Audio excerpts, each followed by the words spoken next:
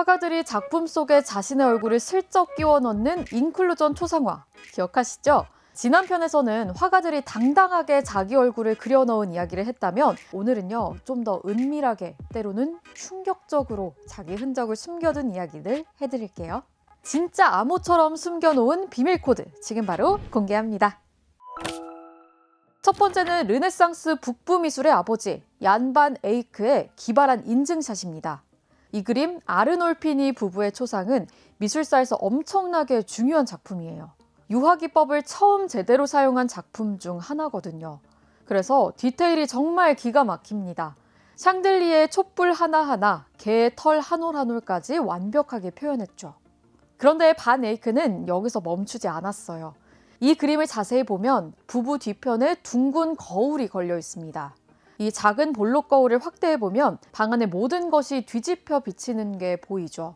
부부의 뒷모습까지 실제 거울에 비친 듯 묘사되어 있는데요. 그런데 더욱 놀라운 것은 그 거울 속을 더욱 확대해보면 아주 작게 캔버스 밖 화가와 조수의 모습까지 비친다는 겁니다.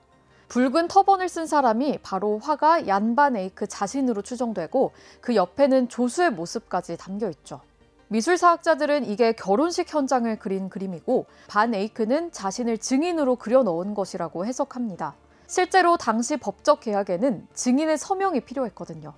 더 재밌는 건 거울 위 벽에 라틴어로 서명까지 남겼습니다. 바로 이렇게요. 해석하면 이렇습니다. 얀 반 에이크가 여기 있었다. 요즘 핫플레이스 벽면에 포스트잇 방명록을 남겨놓듯 600년 전 화가가 자기 작품의 방명록을 남긴 거죠. 게다가 라틴어로 격식까지 갖춰서요. 알고 보니 너무 귀엽지 않나요? 자, 이번엔 분위기가 180도 바뀝니다.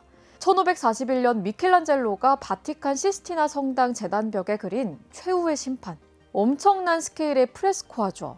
예수 그리스도를 중심으로 천국에 오를 사람과 지옥에 떨어질 사람들이 뒤섞여 있는 장면이에요.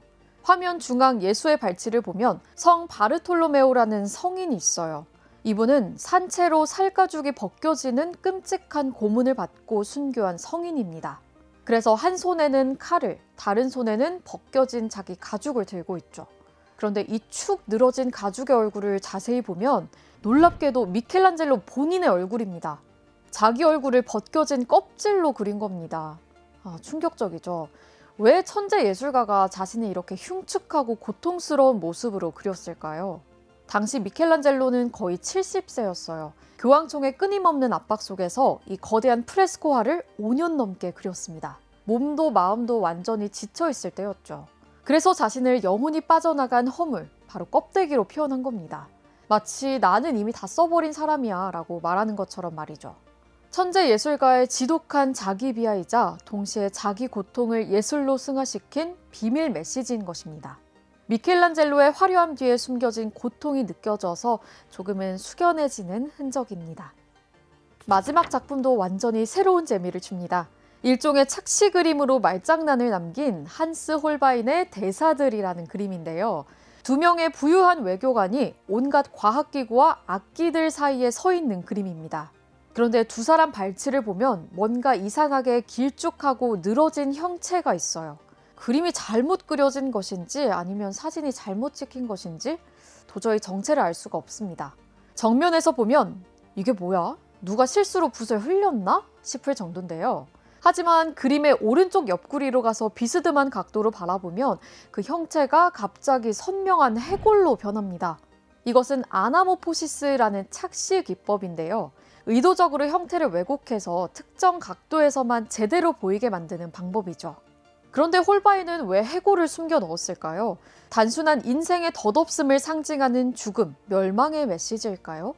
물론 메멘토 모리, 죽음을 기억하라는 의미도 있지만 미술사학자들은 여기에 화가의 언어 유희가 숨어 있다고 봅니다.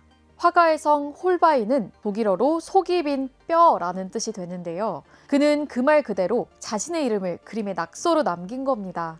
이 기발한 장치를 만든 사람, 바로 이 홀바인이야 라고 소리치는 듯한 지적이고 유머러스한 자기 홍보였던 셈이죠. 500년이 지난 지금도 이 그림이 전시된 미술관에 가면 사람들은 그림 옆으로 고개를 기울이고 해골을 찾는 모습을 볼 수 있습니다.